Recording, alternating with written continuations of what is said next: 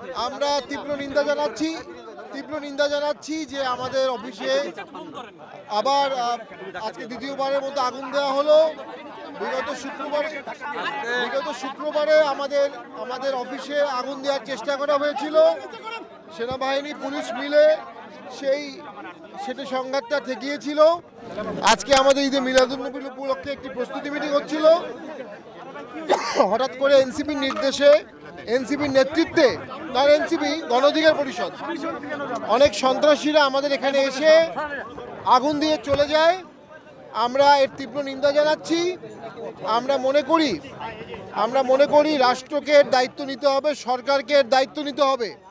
যারা মব সৃষ্টি করবে তাদের বিরুদ্ধে কোনো জুডিশিয়াল এনকোয়ারি হচ্ছে না, যারা মব করছে তাদের বিরুদ্ধে মামলাও নিচ্ছে না, তাদেরকে অ্যারেস্ট করা হচ্ছে না, অ্যারেস্টের হুমকি দেওয়া হচ্ছে যারা মবের ভিকটিম হচ্ছে।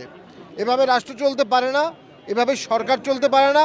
সরকারের দায় এড়াতে পারবে না, গণ অধিকার পরিষদের দায় এড়াতে পারবে না।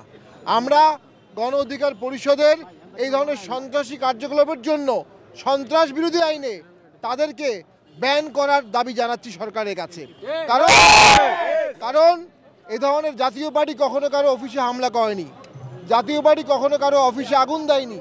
যারা অফিসে আগুন দেওয়ার কর্মসূচি দেয়, যারা অফিস ঘুরিয়ে দেওয়ার কর্মসূচি দেয়, তারা কোনো রাজনৈতিক সংগঠন হতে পারে না, তারা সন্ত্রাসী সংগঠন। সন্ত্রাসী সংগঠনের জন্য সন্ত্রাস বিরোধী আইন এবং আরপিও অনুযায়ী নিবন্ধন বাতিলের প্রবিধান আছে। মনে করি গণ অধিকার পরিষদ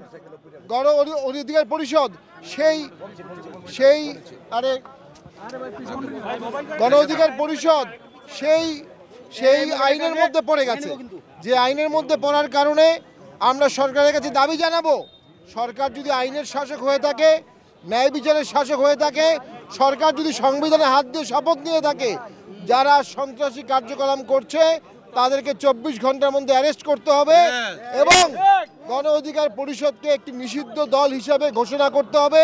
তারা বারংবার সন্ত্রাসী কাজ করছে। আমরা জানতে পেরেছি একটি জুডিশিয়াল এনকোয়ারি কমিটি হয়েছে। আমরা সুষ্ঠু তদন্তকে স্বাগত জানাই।